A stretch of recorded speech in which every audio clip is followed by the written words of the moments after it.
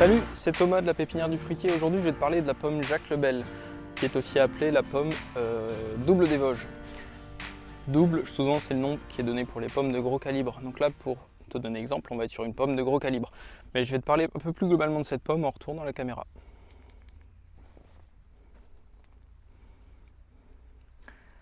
Donc on va tout d'abord parler du pommier avant de parler de la pomme, de son usage, de son goût.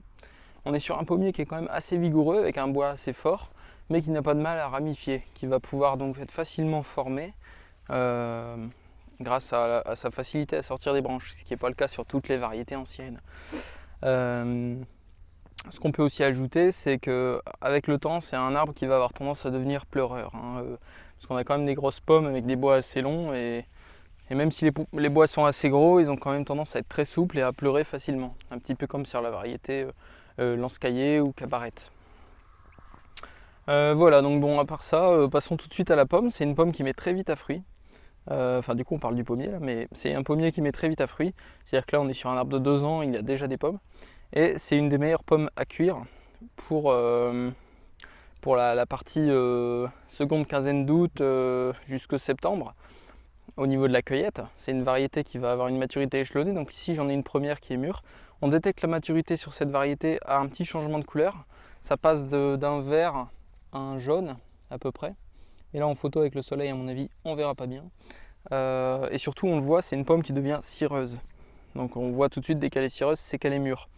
Elle va pas se conserver très longtemps dans le sens où elle va rapidement devenir farineuse. Mais c'est justement là tout son intérêt, c'est que c'est une pomme à cuire.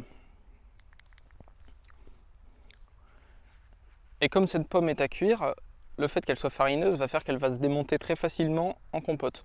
Il m'est déjà arrivé de faire des compotes avec cette pomme et en mélange avec d'autres. Et cette pomme-là, la Jacques le Bel, était fondue en 2 fois moins de temps que les autres. Donc ça fait des compotes très facilement et des compotes qui ne vont pas avoir de morceaux. On va vraiment être sur une compote complètement onctueuse, complètement lisse. Et ce qui est aussi intéressant, donc c'est le fait qu'elle soit là en début de saison. Elle va se conserver 1 mois ou 2 à tout casser, mais en devenant farineuse. Donc du coup elle va être réservée à un usage à cuire. Après, juste à maturité, si vous voulez, on va la goûter en même temps et je vais vous dire si elle pourrait également faire une bonne pomme à croquer avant de devenir farineuse. Voilà. Mais sinon du coup son intérêt c'est la pomme à cuire de début de saison. Et après par exemple si on veut une pomme à cuire un peu plus tard, on pourra utiliser pendant l'hiver de la Lance-Caillé ou de la Rainette de Flandre par exemple. Donc là je vais goûter à la Jacques le Bel qui vient tout juste d'être mûre, donc qui est grasse et à mon avis elle sera tendre mais pas encore farineuse.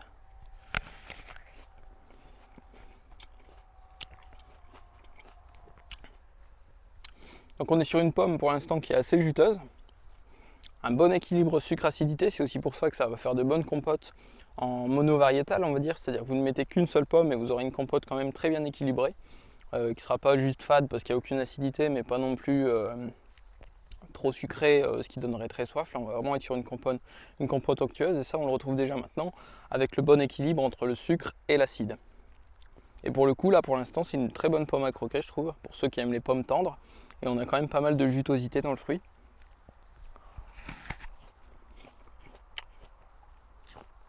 On peut voir presque, mais on ne le verra pas à la caméra, mais je vois du jus qui sointe au niveau du croc.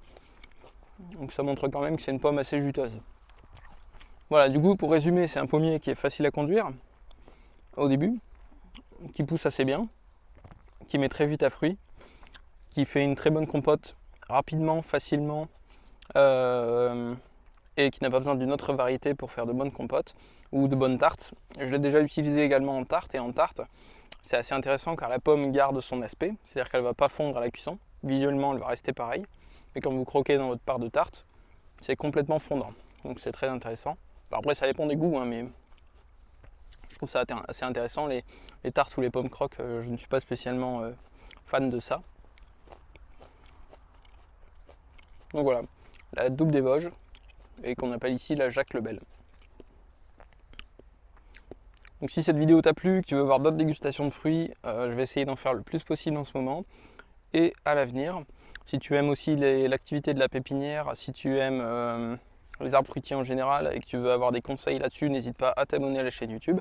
Si tu connais la double des Vosges, la Jacques le Bel ou je ne sais quel autre nom qu'on a pu bien lui donner, n'hésite pas non plus à m'en parler en commentaire, ou si tu as d'autres bonnes pommes à cuire, ou me dire ce que toi tu en penses, tout simplement. Et puis n'hésite pas non plus à partager la vidéo si jamais tu veux me soutenir ou si tu veux que d'autres personnes découvrent cette variété ou plein d'autres ou la pépinière comme tout ce qu'on peut retrouver sur la chaîne. Voilà, allez, je te souhaite une bonne journée, salut!